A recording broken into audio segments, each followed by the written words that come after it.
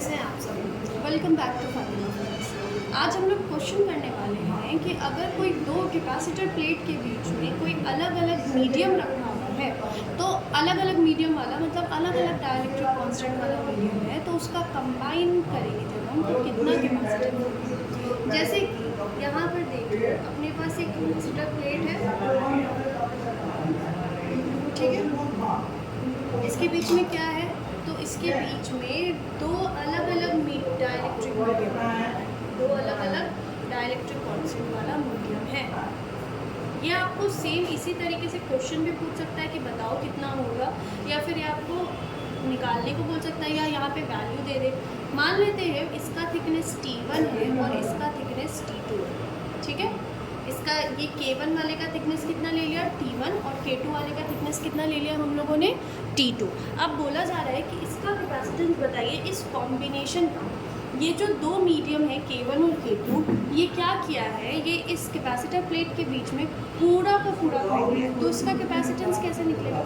अच्छा एक बात बताओ, फ्रॉम सरफेस चार्ज डेंसिटी हमें क्या पता है, from surface charge density, from surface charge density हमें क्या पता है, सिग्मा बराबर होता है किसके, चार्ज अपॉन एरिया के, हाँ या ना। तो यहाँ पे फिर हम क्या बोल सकते हैं, चार्ज को क्या बोल सकते हैं, सिग्मा इंटू एरिया बोल सकते हैं। चार्ज को क्या बोल सकते हैं, सिग्मा इंटू एरिया। चार्ज का ये वैल्यू उठा के हम रखेंगे लास्ट में, ठीक है। तो अब हमें टोटल कैपेसिटेंस चाहिए, तो यहाँ पर हमने चार्ज निकाल लिया, चार्ज कितना आया, सिग्मा इंटू एरिया। अब हमें क्या चाहिए था, हमें चाहिए था इस दोनों प्लेट के बीच में इक्विवेलेंट कैपेसिटेंस मतलब टोटल कैपेसिटेंस कितना होगा। अगर आप पैरेलल और सीरीज कॉम्बिनेशन पढ़े होते तो इसको दूसरे तरीके से भी बनाया जा सकता था, बट क्योंकि अभी हम नहीं पढ़े हैं तो अभी हम इस तरीके से देखेंगे। ये हो गया चार्ज। यहाँ पे जो पोटेंशियल है इसको मान लेना कि यहाँ का पोटेंशियल है V1, कितना है V1, और यहाँ के पोटेंशियल को मान लेना कि यहाँ का पोटेंशियल है V2, ठीक है। क्या हम V1 और V2 निकाल सकते हैं। V1 क्या है, तो V1 इज पोटेंशियल किस मीडियम का, तो ऑफ मीडियम 1, और V2 क्या है, तो V2 इस मीडियम का पोटेंशियल है। V2 क्या है, पोटेंशियल ऑफ किस मीडियम का है आपको बताना, तो मीडियम 2। जो वीडियो में पढ़ रहे वो भी साथ साथ बोलिएगा तब आपको याद रहेगा, अदरवाइज आपको याद नहीं रहेगा।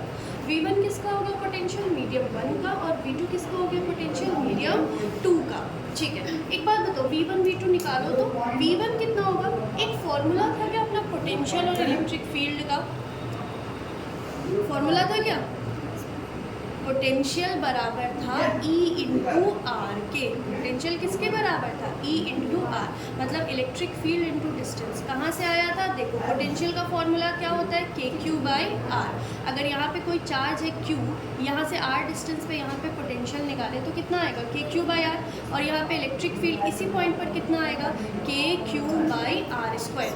तो अगर इलेक्ट्रिक फील्ड को इंटू आर कर देंगे तो आर से स्क्वायर कट जाएगा, क्या बचेगा, KQ बाई आर। मतलब इलेक्ट्रिक फील्ड को जब आर से मल्टीप्लाई करते हैं तो हमको क्या मिलता है, पोटेंशियल मिलता है, ठीक है। इसको याद रखना, बहुत जगह पे यूज आएगा ये formula, V is equal to E into R.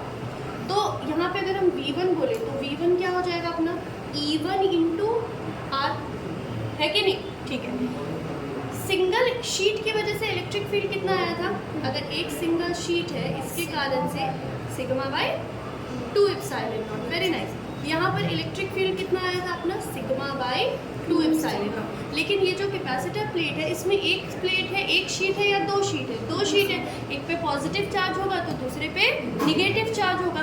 तो इस कॉम्बिनेशन की वजह से इस भी इधर प्लस की वजह से भी इधर, माइनस की वजह से भी इधर, तो sigma by 2 epsilon not plus sigma by 2 epsilon not कितना हो जाएगा, 2 सिग्मा बाई 2 एप्सिलॉन नॉट, 2 से 2 कट जाएगा तो कितना आएगा, सिग्मा बाई एप्सिलॉन नॉट। बार बार बताया गया कैपेसिटर प्लेट के बीच में, in between the plates electric field कितना होता है, sigma by epsilon not. In between the plates कितना होता है, सिग्मा बाई एप्सिलॉन नॉट।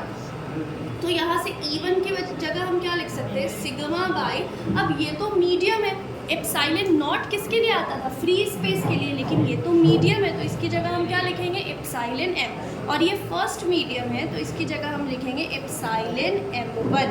और डिस्टेंस, ये जो मीडियम है इस मीडियम का डिस्टेंस कितना है t1, तो ये r जो है यहाँ फॉर्मूला में, इस r की जगह क्या लिखेंगे अपन t1।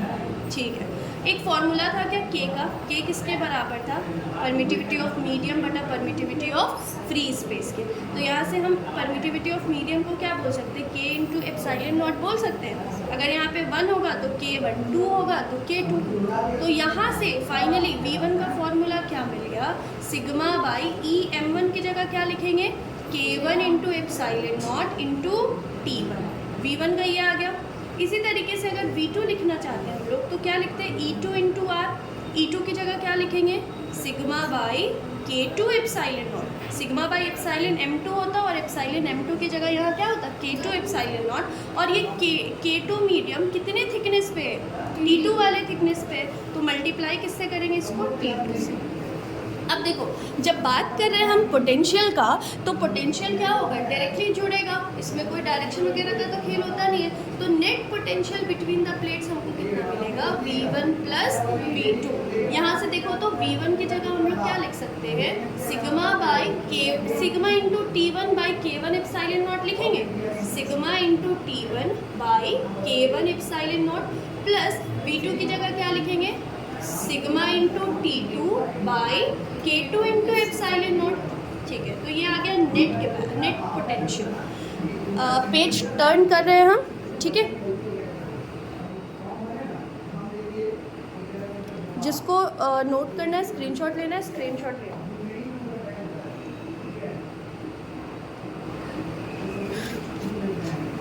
तो अब देखो, अपने पास फॉर्मूला क्या है कैपेसिटेंस का, C इज इक्वल टू, बोलो, Q बाई V। अगर सिंगल पोटेंशियल होता था तो V, अभी यहाँ पे नेट पोटेंशियल लिख देंगे V नेट। तो C कितना आ गया, यहाँ पर पीछे देखो तो अपन चार्ज कितना लेकर के आए थे, चार्ज किसके बराबर था, सिग्मा इंटू ए के। तो Q की जगह क्या लिखेंगे हम लोग, सिग्मा इंटू ए।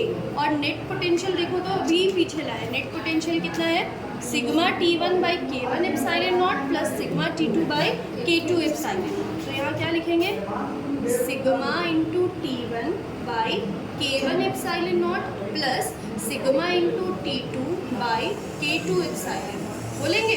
तो क्या हो गया, ये सिग्मा इंटू ए बाई, इन दोनों में से कॉमन क्या निकलेगा, सिग्मा और epsilon not. Sigma by epsilon not दोनों में है, तो sigma by epsilon not common निकाल लेंगे तो अंदर क्या बचेगा, T1 by K1 plus T2 by K2। Very good. तो यहाँ क्या होगा, देखो तो सिग्मा से सिग्मा कटेगा, ये एप्सिलॉन नॉट डिवाइड के नीचे डिवाइड में ऊपर जाके मल्टीप्लाई हो जाएगा।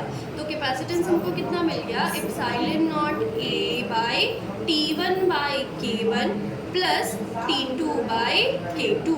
ठीक है, अब यहाँ पे देखो सवाल कैसे बनाएगा, ये हो गया तुम्हारा कैपेसिटेंस। अगर डाइलेक्ट्रिक मीडियम, अलग अलग डाइलेक्ट्रिक मीडियम कंबाइनिंगली गैप को फिल करेगा। इसमें ध्यान क्या रखना कि ये जो डाइलेक्ट्रिक है इसका एरिया वही होगा जो कैपेसिटर प्लेट का एरिया है। हम इसमें सवाल पता है ऐसे भी कंफ्यूज करता है। ये हो गया तुम्हारा डाइलेक्ट्रिक प्लेट, इस पर हम क्वेश्चंस लाएंगे।